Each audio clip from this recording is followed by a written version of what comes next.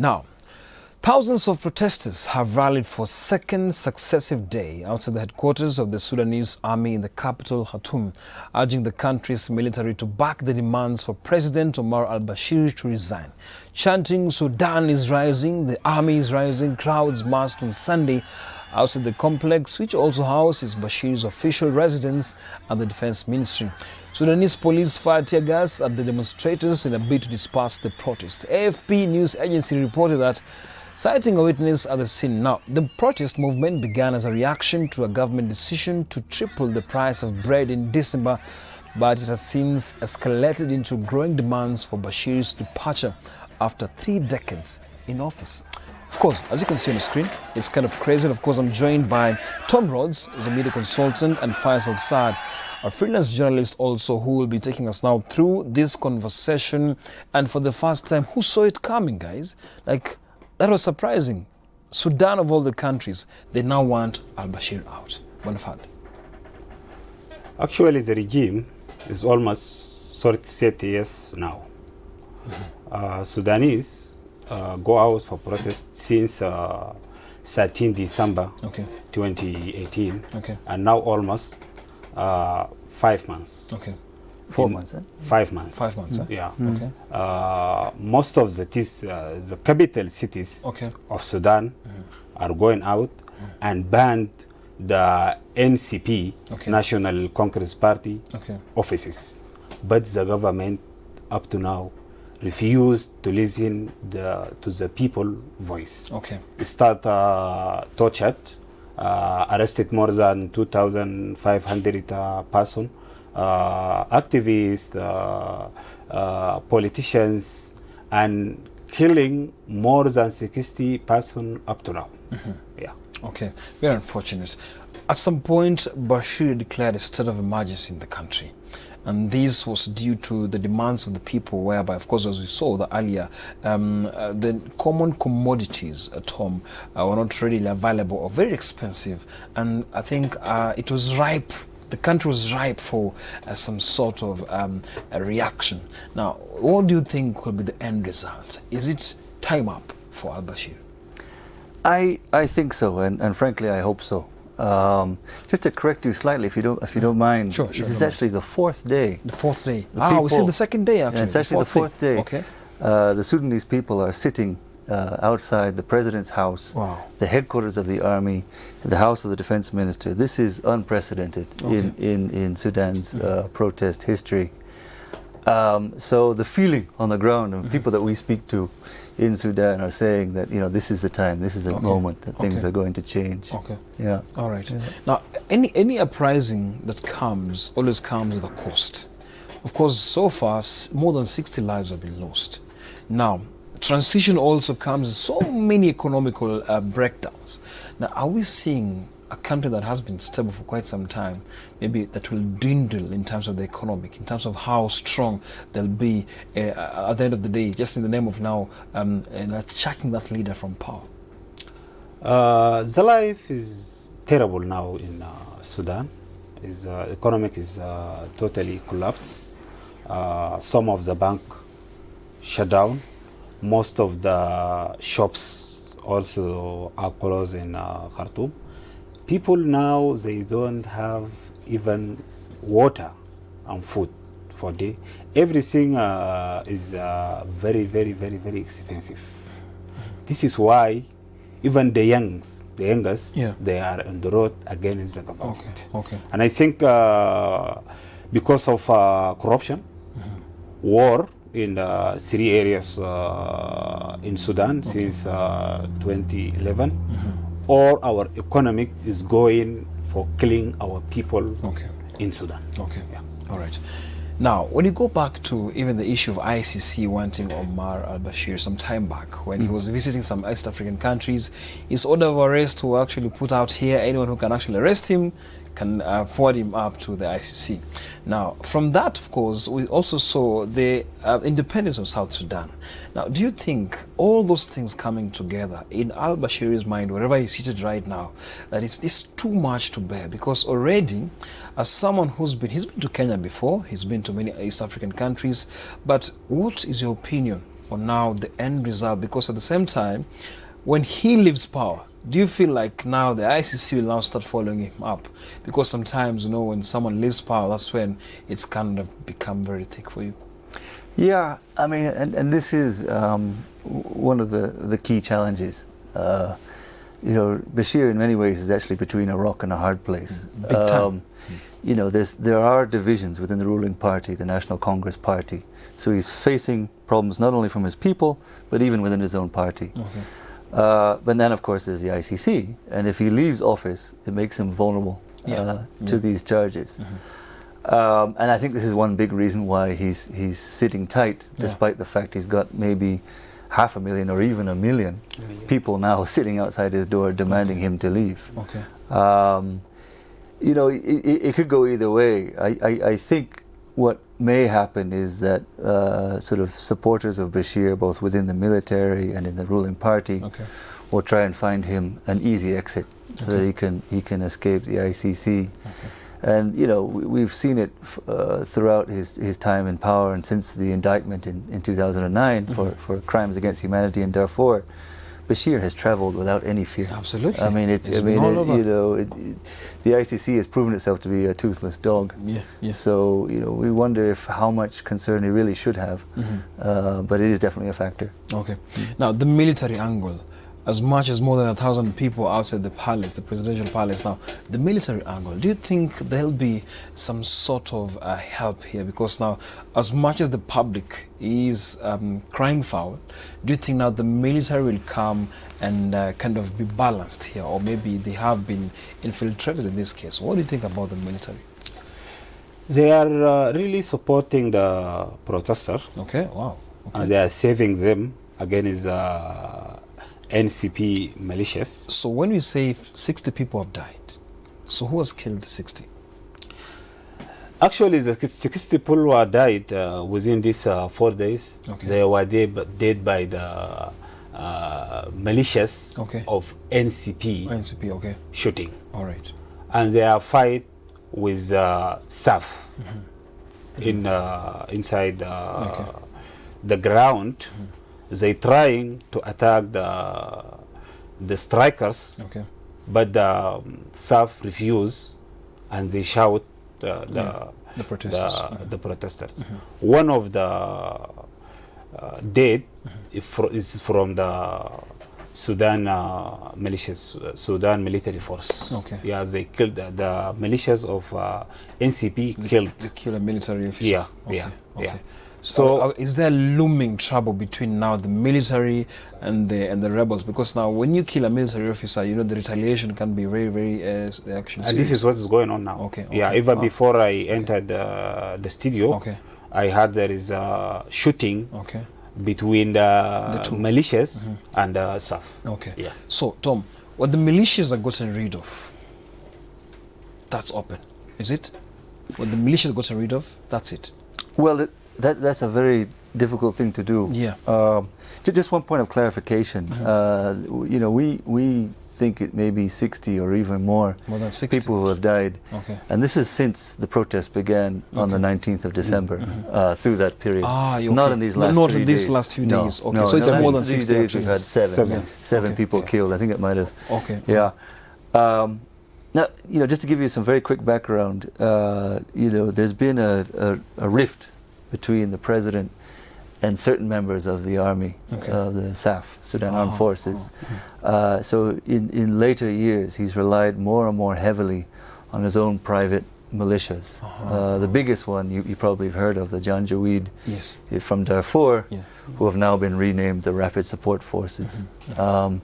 So these militias, you know, are an internal and huge part of the ruling party system. So removing them is going to be very, very challenging. You know, Now, international community, I'm very sure the world is watching right now. We saw Libya. We saw so many countries being liberated here. Are we seeing a situation whereby maybe, just maybe, the international community will come up in arms just against al-Bashir's role here? Bashir has a good dealing with international community in the region and also in the Arab countries and the international community. Quick background. Bashir used militias and Sudan military force against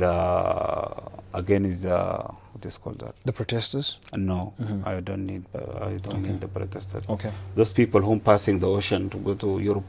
Well, migrants. Yeah, migrants. Okay. And he has a good dealing with Europe Union, yeah, and African Union. Okay. This is why he control different side in this time. Okay. Yeah, but the good things as Sudanese, we are really don't think about what is going on or what is coming from the international community. We have our own movement on the ground, and we are the people in Sudan. Even most of the media, most of the international media, they are not focusing in what is going on in Sudan. Okay. But the people, they are on the street and they are forced. Okay. Every evening, Bashir has a meeting with his government to see what is going on, and he's really playing. Sometimes he's calling he's going to resign, like 2 days ago. Yesterday he's going, we are going to wait the election, supposed to be 2020. Okay. But the time is over for Bashir. Okay. Because now even the Sufis, Sufis group, I think Thomas can explain for you, now they are in the road. All the stars, footballers, singers, everyone on the road. Okay. Okay. Wow. Amazing. Now, Tom, before we take a break, there's an aspect of, I mentioned the international community, but you see, we mentioned guys have lost their lives here. You see, the big brothers are watching. And the intervention, do you see any intervention coming soon to Sudan, or this will just be a homemade uprising whereby they don't need any help? As much as now the migrants issue, the relations with Sudan and other countries is kind of strong, but you see, when you kill people, it's kind of it's a crime actually. Now, the international community, is there anything they can do to make sure al-Bashir, of course, of late he's been on the sports, on the vices he's done in his country, but the uprising and the help from the big boys? Yeah, I mean, I agree with Faisal, really. You know, I've been pretty disappointed, frankly, with the slow reaction by the international community. You know, not least the Middle East has been completely silent. You know, Western governments have been very slow to react. They have finally reacted recently, but it has been slow. And even the media coverage, as Faisal said, has been very slow to pick up this story. You know, and the problem is because a lot of these big boys, as they say, have vested interests with Bashir. Absolutely. I mean, the Middle East relies on Sudan for mercenaries and for you know, soldiers and fighting forces. America is increasingly relying on Sudan for Sudan intelligence, for terrorism intelligence. And finally, as Faisal was saying, the EU has come into this deal with Sudan to try and stop migrants crossing over to the Europe. So they all have their skeletons in their closet, and so you know, I fear that we're going to see a lot of sort of angry statements and little more, and the ruling party knows that. Okay. All right. Interesting. Okay, we're now taking a short break, but when we come back, we now want to focus on the issue of making amends. Will al-Bashir make amends now? The fact that now he has under pressure, will he convene his people, call his countrymen and women and tell them that indeed, whatever you want, I will do and I'll remain in power? Is there any possibility? All that coming to you after a short break.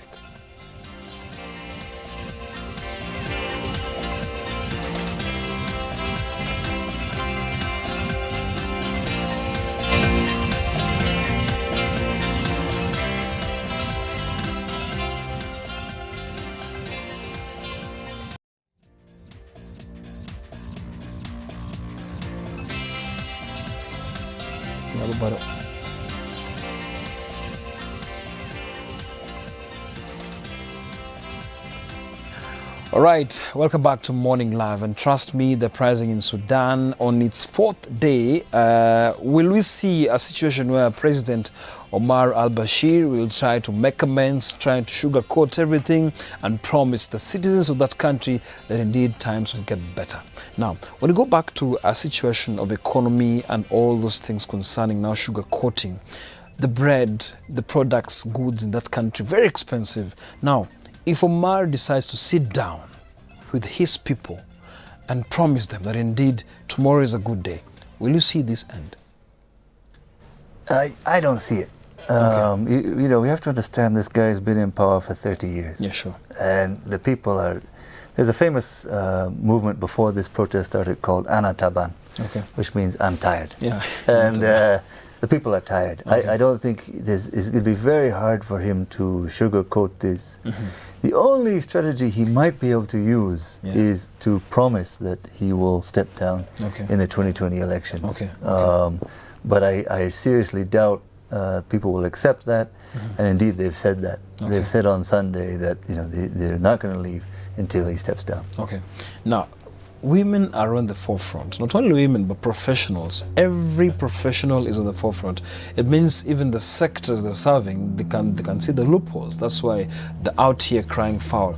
Now, when you see such an uprising whereby all quarters of professionals, even musicians, celebrities in that country leading that front, and the women, 2/3, coming in, up in arms, just to cry foul over al-Bashir's regime, do you think his time is indeed over? Yeah, Sudanese Professional Association declared themselves since 2013, after the big discrimination. More than 250 were killed in 2013 because they are out against the government. Now, the Sudanese Professional Association is really bigger. Most of the protesters, they are women, and women, they are suffering a lot of this government. They took their everything, their life, and the youth also, they are in the road. And in Sudan we have a history of movement. 1958, it was a big one. It was April 1958. And this strike also, it was April 1929. 6 April 1929.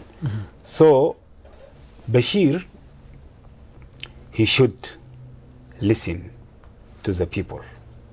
And NCP supposed to lead the country to the peace, but they are thinking for how to control more and more, because the ICC issue now is in the mirror.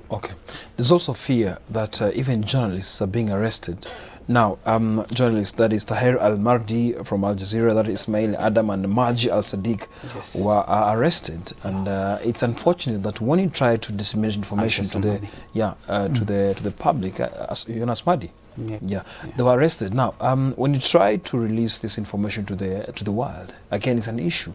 Now, also the rights of expression. Are we seeing also, we're having so many issues, even the rights of expression?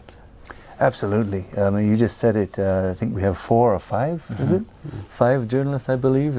Maybe 4 or 5 journalists now under detention, including a friend of ours. So we're very worried about her. About her? Yeah, interesting. She's a journalist, so, journalists are also on the front line, along with doctors and lawyers in this protest. And, freedom of expression has always been a huge challenge for the press in Sudan. And that's affecting a lot of things. I mean, including, to some extent, the coverage or the lack of coverage that we're seeing today.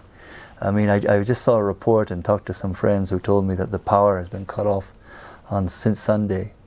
And the access to social media is also significantly down. And this, of course, is on purpose. It's a tactic to censor people and stop them discussing and organizing. So yes, it's a huge challenge. Now, Yeah, you have something to say. Yeah, they are trying to control the internet. Also. Yeah. Okay. Now, if you are not using a VPN, and in Khartoum, if you went out of Khartoum, there is no internet, there is no even network. Yeah. Okay. They don't want people in the different city to focus or to hide what is going on in Khartoum, so they can follow the issues. Okay. Now, unconfirmed reports that maybe al-Bashir may have left the country. How true can that be? Because now, is it a matter of maybe he's fleeing, maybe he fears something? How true can that be? It is not true, because Bashir is really fear ICC. Okay. And he don't have any place to go. He has a bad relationship with Arab countries. Okay. He can't go to... They invite him before that to step down and to come to stay in Qatar, and they can make him very stable, and he refuses. Okay. Yeah. There is a rumors that he's going to Russia, but it's not true, because he's going to pass many countries that they are dealing with Roma treaty. Yeah. Okay. So I don't think he will move out of Sudan. Okay. Bashir is going, it might be going to be like Gaddafi. Okay. Okay. If he's not stepped down, there is something bad will happen for them inside Sudan. Okay. Interesting. Now, when you talk about South Sudan, you've been in South Sudan also. You've been, you had a newspaper in South Sudan, in Juba. And when you see these problems, when your neighbor has a problem, one or two things will affect you in so many ways, actually. Now, what do you think will affect South Sudan? Already they have a share of their own problems, as we said earlier. But do you think now this issue in Sudan will come back and haunt or even hit South Sudan harder? Because already you can see even the exchange. There's peace now, even the borders, things kind of cool down. But do you think there'll be a problem here? There could be a problem, or there could be a solution. Okay. It could work in many different ways. The one thing important to remember is that South Sudan depends entirely at the moment on Sudan to sell their oil. Okay. And this is 98% of the state's revenue. So in a sense, the government of South Sudan, its hands are tied to this issue, and that's why we're not seeing a very strong reaction from South Sudan like we'd like to. Which is ironic, because they've fought for nearly 50 years against the government in Sudan for independence. But at the same time, and it's something that Faisal and I were discussing, is that Bashir in particular and members of the ruling party have supported and used militias in South Sudan for decades. And his removal from power may be a sort of a change in that dynamic. Okay. Well, now, just news also coming in right now from South Sudan. Yes, the shooting is still on, but people are still camping outside the palace, the presidential palace. But do you think it's also a risk? Because now a section of the military are also divided. Now we have a problem here, whereby, of course, as much as he has the support of the militia, there's also a section of the military trying to support al-Bashir. Are you seeing a danger, just a human safety danger here, where people might just lose their lives in the name of just trying to oust him out of power? Yeah, this is which is very, very, very dangerous. Dangerous in Sudan. People daily lose their life. Yesterday, 3 persons were killed by the NISS gun. Even today, before I entered here, they are fight with SAF. And SAF, there are 2 groups. The leader of SAF, they are supporting Bashir. And they said Bashir is the general of the chief of the military. And then we are supporting him. And the other group, they are supporting the strikers on the ground. This is a very big problem for our peaceful and people. They might dead any time, every second by the security militias. Okay. Yeah. Now, the war crimes in 2009, you've seen him roaming around Africa like any other head of state. But of course, when you see ICC, the toothless dogs, do you think now, of course, you mentioned that he might just be apprehended when he leaves office, when he steps down. But when you talk about a toothless dog in the name of ICC, and we've seen countries like even our own, very own Kenya, welcoming al-Bashir here, Uganda, Tanzania, he's been all over. Now, do you see a situation whereby maybe if we welcome him as head of state, he might even seek refuge just in nearing neighbors, just around? What's your opinion on this? Yeah, I mean, in many ways, I sort of see Bashir as a hot potato. Okay. You know, I think, and I hope he's listening, in the sense that, you know, I don't think anybody really wants him. They may feel obliged to take him in and welcome him in. I mean, Qatar, for example, even Saudi Arabia, you know, because of the support he's given them, may reluctantly have to take him in. But I don't think anybody wants to generally take him in. He's bad luck for you. You know, he's an ICC. Yeah, absolutely. Or, you know, you're not going to do yourself any favors by housing him. All right. Yeah. Now, on 6th April 1985, President Jafar Nimeri's despotic also rule was brought down again by a bloodless military coup. Yeah. Are we seeing another situation also whereby now al-Bashir, you see history repeating itself. This is not a coup, but this is an uprising, whereby now, not the military, your people are against you. No one wants you in this situation. Are we seeing the same thing whereby now we just don't have a democratic transition, we just have a force that will have just now to remove you out of office? This is what we are looking for it. Yesterday, the declaration of change and declaration of Kenyan freedom and change. Freedom and change. They are just launched it. Actually, they release Bashir.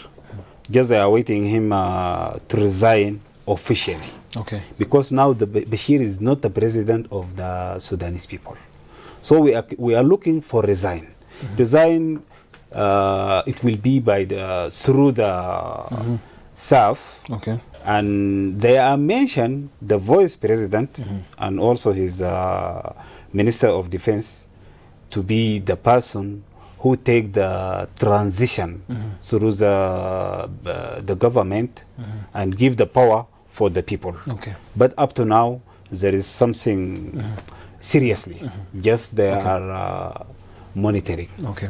Now, Tom, we have a situation where also so many people in Sudan have gone on exile. So many people have gone on exile. If you want to, if you try fight him, al-Bashir, you're in danger. So many people have gone on exile. South Sudan also have seen so many people going on exile. Some are being arrested. Of course, the recent one was, of course, the hashtag that was trending, Free Peter Bior, who was a very instrumental voice in South Sudan. He was actually a fear that he might take over the country very soon. But let's talk about the issues surrounding Sudan and South Sudan, whereby now freedom fighters, let me say that, freedom fighters in this sense are trying to flee the country. Now, their return, are we seeing also the kind of now castigating this move to make sure that indeed they want to return home and make a change? And also maybe from his angle, from that matter, will we see maybe a difference in Sudan whereby we won't be having a bloodless coup, or maybe now people are dying, sacrificing their lives in the name of now trying to oust the president? We'll see soon that guys go to the ballot and of course make that democratic decision. What's your opinion on this?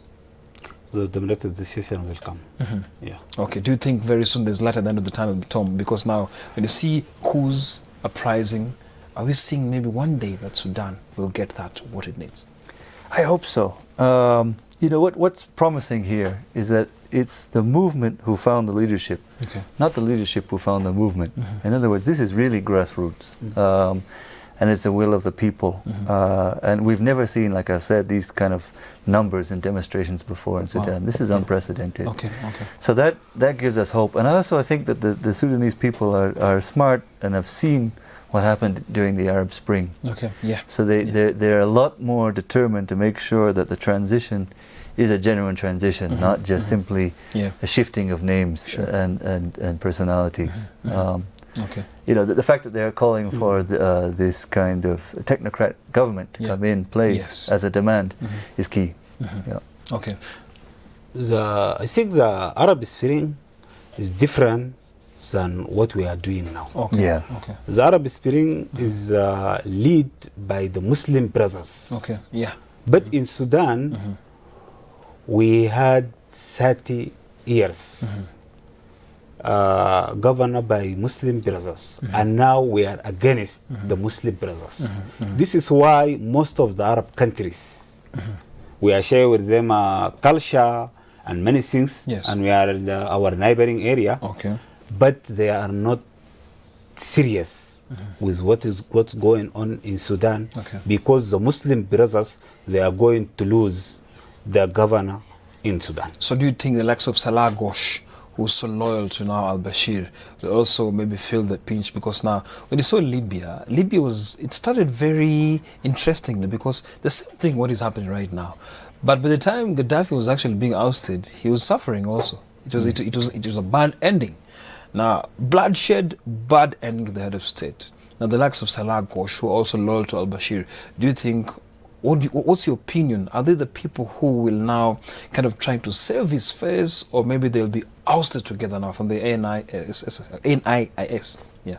Salah Ghosh is just part of NCP, and he's the person who made very bad torture for the Sudanese people.